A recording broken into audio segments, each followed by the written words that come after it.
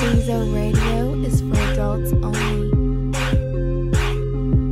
The Stezo Radio Show. The Stezo Radio Show. The Stezo Radio Show. The Stezo Radio Show. Well, it's that radio show where we go toe to toe. Hot topic, dropping knowledge straight from Chicago. And it's our point of view. So tell me what you gon' do.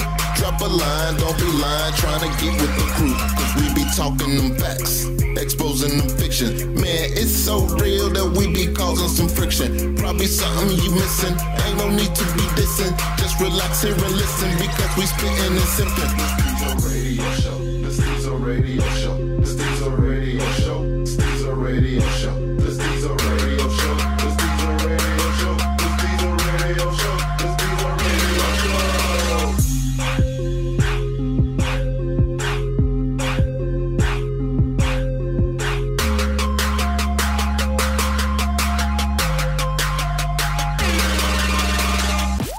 Stezo's Thought of the Day.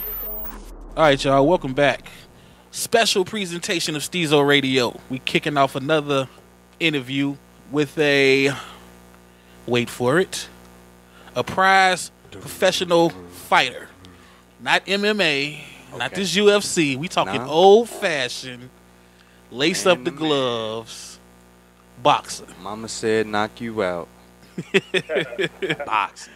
All right, let everybody know who you are, man. Introduce yourself.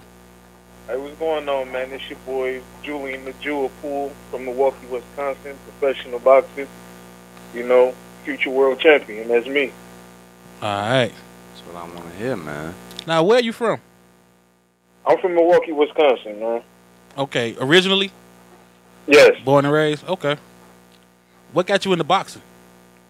When I started boxing when I was 6 years old, my uncle, he put me in boxing.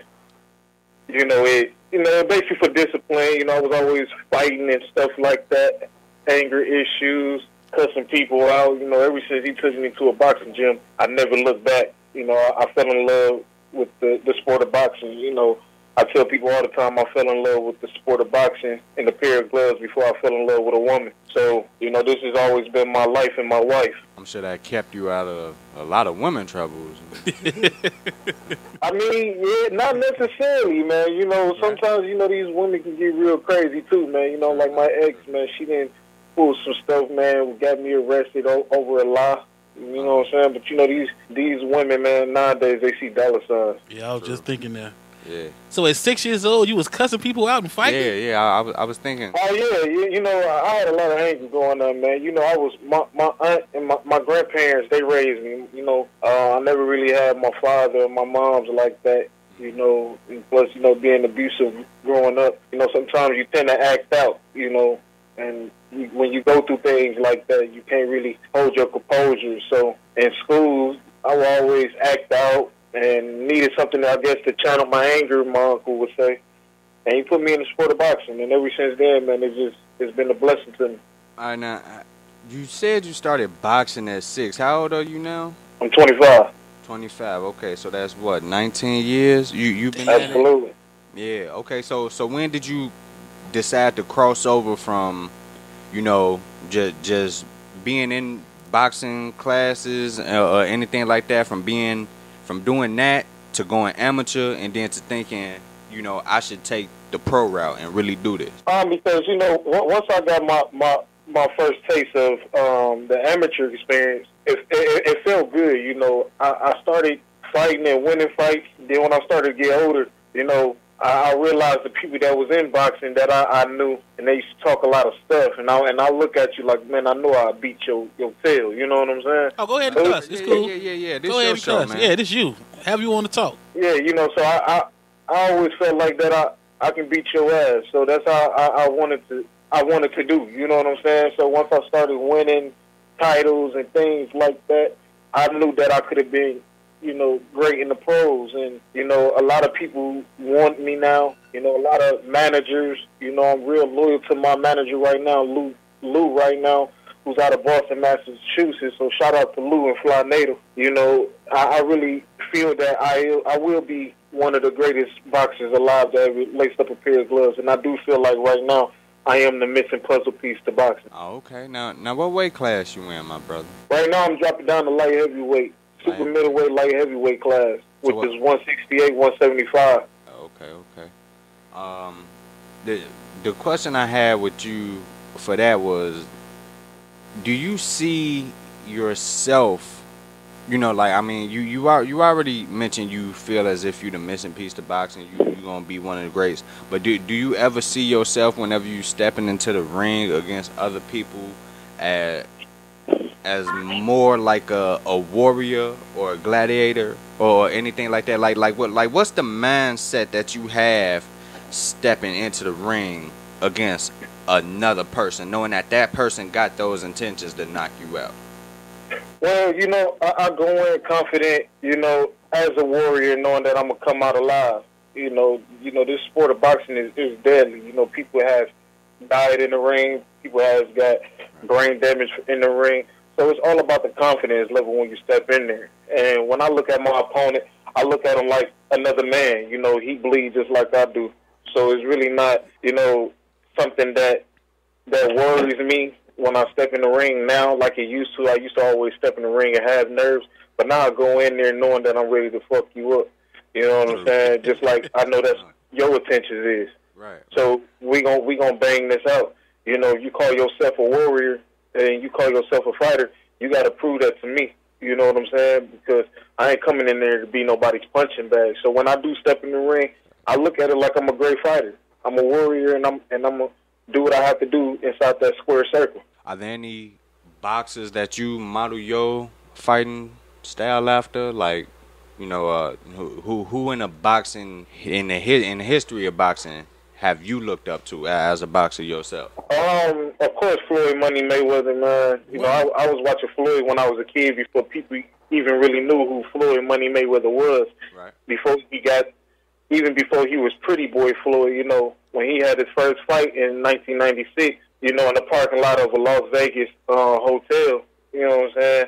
Damn. So I already knew who Floyd was, and I was watching him in the Olympics when I was a kid because, my uncle had me watch him in the 1996 Olympics in Atlanta, Georgia. And, I also looked up to people like Tyson and Ali. I'm a huge fan of, old fighters, even like Jack Johnson back in the slavery days. Sugar Ray Leonard, Floyd Patterson, Rocky Marciano, the list goes on. Joe Frazier. Right. You got a lot of fighters that's out there that paid the way and still paying the way for guys like myself. All right, I got a question as far as your training. How strict do you have to be on things you like to do and like to eat when it comes time to train for a fight? Oh, you got to be strict as hell, man. And what's so crazy? It's crazy that you asked that because I'm about to eat some tuna tonight. I love tuna, man, and I'm actually happy that I'm eating it. But sometimes a brother be wanting the ho-ho and the Twinkie. Sometimes, I got snacks inside the cabinet right now. My girl, man, my woman won't let me eat none of it. Right. And what's so crazy is she counts the snacks that's in there. So if she give them to the baby, she counts what's in there, knowing what she gave the baby, right. And knowing if something is missing, I ate it because she didn't do it. You know what I'm saying? True enough. But you got to be strict. You got to do a lot of running, a lot of cardio work, jumping rope, a lot of heavy bag work, mitt work. Just to, you got to do a lot of stuff that's going to build your win and get you fight ready. So it's a difference between being in shape and being in boxing shape. Yeah. That definitely is. Explain that difference. Oh, yeah. It's a hell of a difference, man. Explain the difference between being in shape and boxing shape. Oh, well, a lot of people get in shape, man. You see a lot of people go running, and they like for example, you look at a track star. That's all he does is run. Right. You know what I'm saying? You look at people that's doing that, all that running, that's what that consists of. Boxing consists of running, too. But a track star can't just get in the ring thinking he can box. He's not mentally in shape for that. He's not physically in shape for that. He don't know if he can take a body shot because he's a track star and he's in shape. People get in shape every day. They just getting in shape off of, trying to stay healthy and stuff like that. But, when you're trying to get in boxing shape, you got to eat right. You got to drink a lot of water. Water helps you lose weight. You got to drink a lot of water. You know, even before fights and stuff, you can't have sex all the time, and you know, just crazy stuff, man. And when you 2-3 months in training camp and you doing all this, getting in shape and stuff like that, somebody got to pay for that. You know what I'm saying? So the no sex rule, that's actually true, huh? Yeah, man. You know, they don't want you having sex, you know, weeks and, you know, a month before the fight. You know, me, I like to get down. You know what I'm saying? So I hate not having sex, man. You know what I'm saying? It gets irritating to me. You know, when you want a piece of cake, you can't eat it. You know what I'm saying? Because of the calorie intake. So when it's time to step in that ring, somebody got to pay for that shit. True enough. Now, where'd you get your nickname, The Jewel, from? One of my old coaches, Steve Dickerson, he used to call me Jewel all the time, and they used to call me that a lot back in California too. And people out here started calling me Jules and stuff like that, and the name just really stuck with me. So I was like, you know what, I'm gonna stick with The Jewel. And ever since then, The Jewel has been my name for years now. Where do you see yourself if given a chance for that big prize fight? Do you see it happening in the next 3 years, or do you think it's a long journey? It all depends on you. You know, I'm not gonna put a time on it. I did put a time on it before, like a year and a half, maybe 2 years.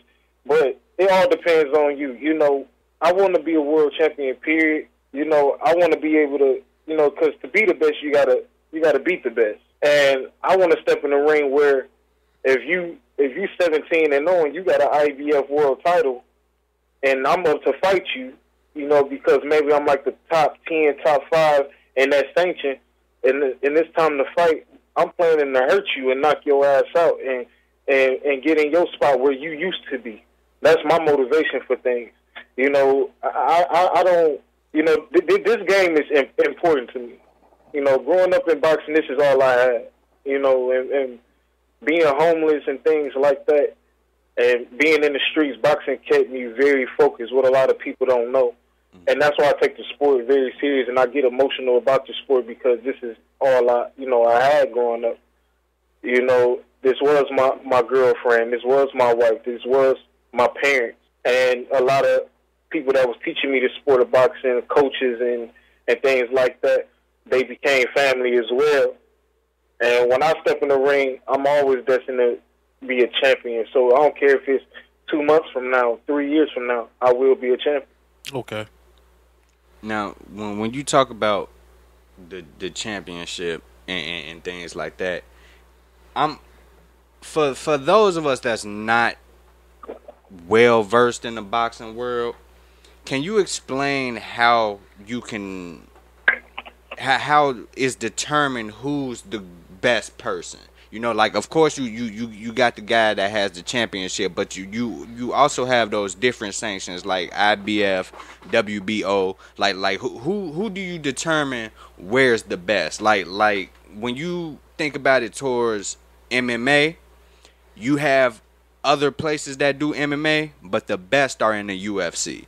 You know, or right. When you think about basketball, you got people playing in Europe, you got the D League, but the best are in the NBA. How is that when it comes to boxing? Well, you know, with boxing, see, a lot of people that have like WBC world titles, which is like the top title in boxing. Some of them that have that are not. I know amateurs that's better than some of these guys. Right. I didn't watch amateurs beat up pros in sparring. You know what I'm saying? So I really don't, you know, look at it like it's the best or this and that, because you got a lot of people that's out here that's undefeated, and you got some people that has one loss in their record, and they may be like 26-1. That's a good record. You know what I'm saying? And he may be greater than the undefeated guy. Depends on who that undefeated guy fought. Just because you're undefeated, you could have fought a bunch of losers and bums. You know what I'm saying? Because that's how it worked. You know, a lot of fighters out here that's undefeated, they fought nobody. You get what I'm saying? Right. They fought a bunch of nobody. They fought people that I can put my 15-year-old sister in there with. You know what I'm saying? So it's not who's the best. You know what I'm saying? Of course, you know they say I'm the best. You know, but sometimes you really gotta prove that, and it's all about who you fought. Like I said before, if you want to be the best, you gotta beat the best. Just like when people say Floyd Mayweather ain't fighting nobody, that's a lie, because Floyd been beating up people that's my age, and this man is 39 years old. Money team. I'm sorry, I'm a Floyd fan. I just got to say that. Yeah, money team all day. You know, I got a huge respect for Floyd Mayweather. And people always sit here and say he's a coward, he's a chicken, he's running, he never fought nobody. He fought Canelo Alvarez at the time. Canelo was, 23, 24 years old. That's my age group. And Floyd is in his late 30s. You get what I'm saying? Yeah. So look at Bernard Hopkins. Bernard Hopkins was knocking out people, and he in his 40s knocking out people that's in their early 20s. Well, but you know, Bernard went to jail, so you know you know what they say, you go to jail, time stop. That's why Bernard looked the same. He do 9 he do 20 years ago. Yeah, but you know, see, with Bernard too. Bernard is a Muslim. But Bernard, he don't drink, he don't smoke, you know, and things like that. You know, and they say Bernard is a Muslim. You know what I'm saying? So at the end of the day, it's all about who you fought, man. Point blank period. You know, Mayweather beat 20 world champions. Yeah, that's true. You get what I'm saying? So a person can't sit here and say he never fought nobody when he beat world champions. You know what I'm saying? Most of these guys that's fighting, they fighting people that ain't seen a title, ain't even close to getting a title. You know what I'm saying? So that's what it's all about. All right. Now on this podcast, we got a lot of the cast members always call me petty, Stezo petty, but I'm gonna be petty right now. If you had a chance to sign with Floyd Mayweather, but you could not get a title shot until the next 10 years, would you do it? No, I would not. All right, that's what's up. Why? Because that's stupid. Because that's holding my life back. There you go. Right. Because at the end of the day, in the next 10 years, you know, I'm 25. 10 years, I'll be 35 years old. By the time I'm 35 years old, I'm trying to have at least about 8 titles under my belt. There you go. So why would I sign with somebody, you know what I'm saying, and he say you got to wait 10 years to fight for a world title? You got me fucked up. You know what I'm saying? Because I'm not going to do that. You know, that's stupid. And anybody that will sign that, you should get fucked over because you're ignorant for not listening to what the fuck is going on. You know what I'm saying? So, hell no, I wouldn't sign no shit like that. Okay, true enough. How hard is it to have a love for boxing, you know, the sport itself? Is it because you all don't get the fan, you know, hoopla like you used to back in the Tyson days and, you know, Sugar Ray Leonard days. Yeah, today is... And that's why UFC so big, because back then, you know, people were knocking people out, throwing them hands. Now it's more of the sweet science in boxing. So how do you as a boxer correlate that, you know? Well, you know, I got a lot of respect for the UFC. I ain't trying to say nothing negative about them, but boxing is going to always come first in this world, no matter what, because when it comes to fighting, because it's a traditional sport. You know, UFC is just something that, you know, that you can really do in the streets. That's what they always do in the streets. People fighting on the ground, putting each other in the headlocks, humping on each other on the ground. You know, so at the end of the day, you know, I look at boxing and get the fans, you know, roused with my talent. I don't worry about nothing else. You know, boxing is my gift. Boxing is my craft. If the fans like it, they like it. If they don't, they don't. But what people don't know, a lot of the fans from the UFC are boxing fans as well. Yeah. Just as well as boxing fans are UFC fans. You know, I got a lot of, you know, family that watch UFC, but it's diehard boxing fans. You know what I'm saying? So the UFC, to me, it may look like that now, but it would never override boxing. Right. You know, so in my eyes, you know, so I really don't, you know, too much care about that like that. Okay. Okay. All right. Well, as of today, Jewel, what's your record in the boxing world? Right now, I'm 1-1.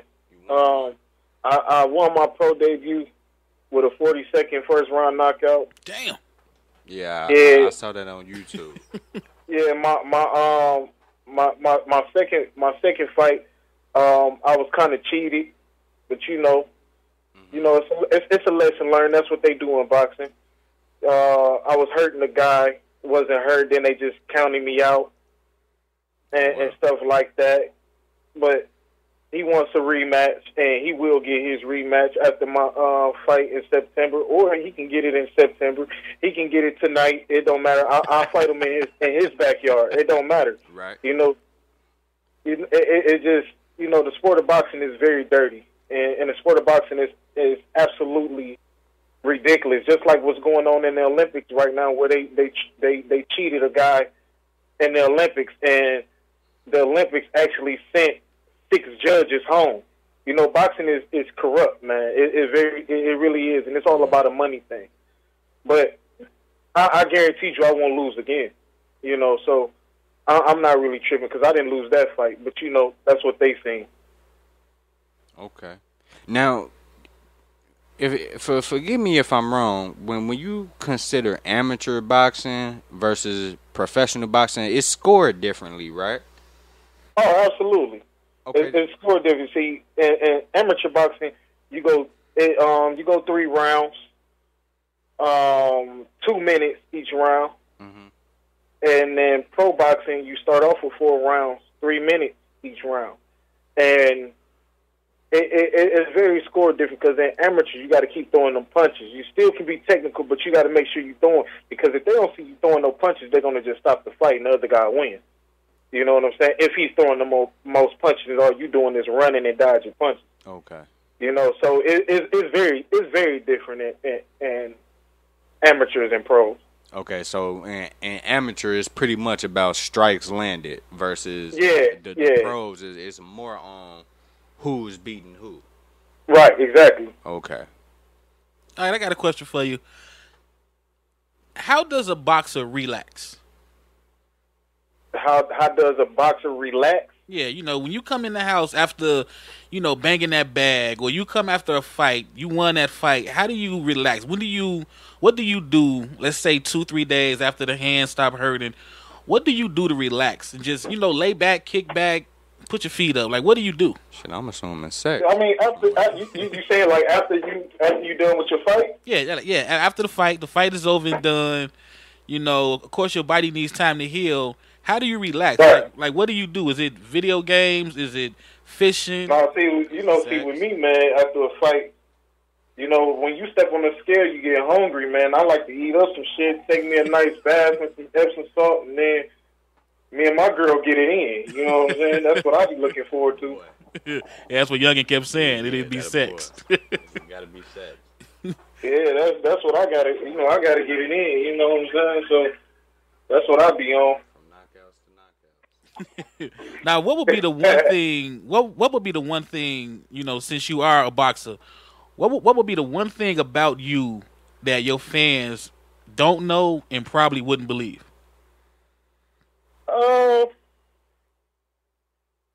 What they don't know is that I'm a real good guy.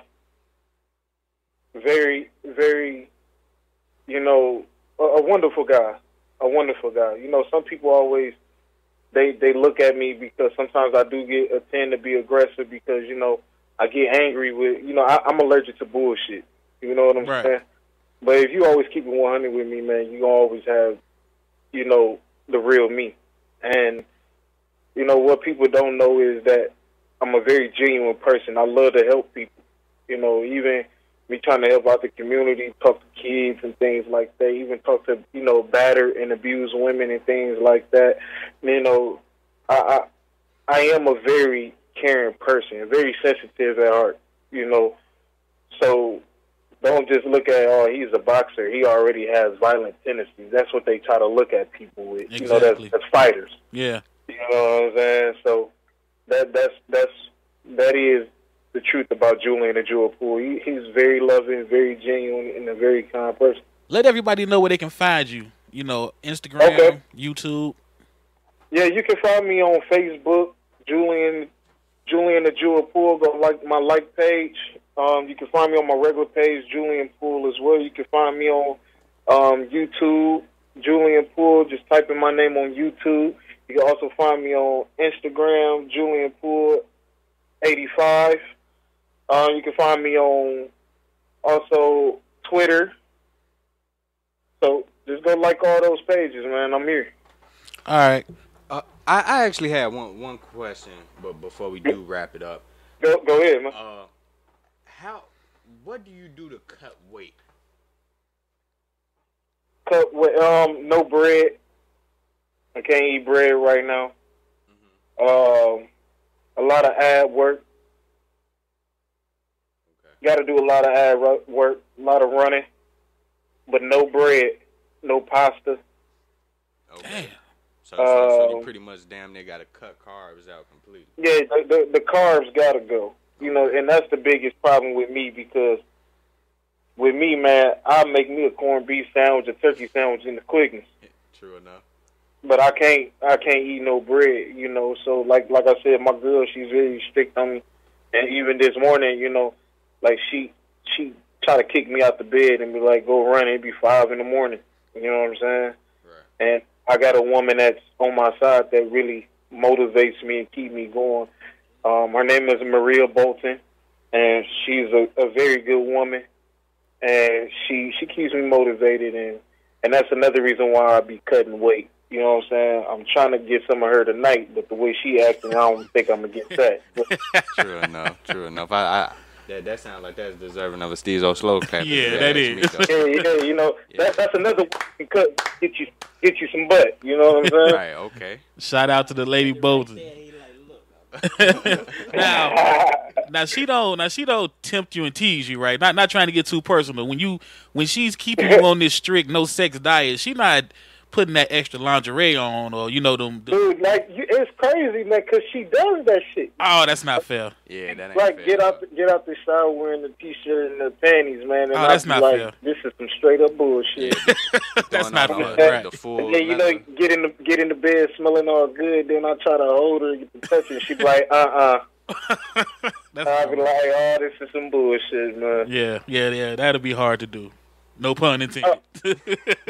Yeah, that's why September 24th, somebody got to get it. You know, if I can't touch her, man, just know I'm about to put my hands on you, and it's gonna be in a violent manner. Now is the fight scheduled? The fighter and everything signed up? Yeah, the promoter said September 24th. You know, on the next card out here in Milwaukee, Wisconsin. So, you know, I was supposed to fight tomorrow, actually downtown at the Wisconsin Center, but the opponent bagged out. They couldn't find me another opponent, but it's all good, you know. I ain't tripping, but September 24th, I will be back in the ring. Okay, and if any of your fans want to come see that fight, you know, how we go about doing that? Go on SoFights.com, and you can buy tickets there. SoFights.com? Yes, www.sofights.com, and that's SoFights.com.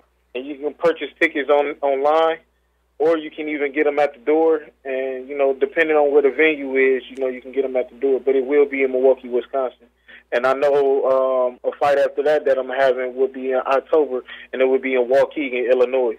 Oh, Waukegan. Okay, yeah, we'll have to go to that Waukegan. Yeah, so that's in October. And I got another offer also for November 5th in California. Oh, damn.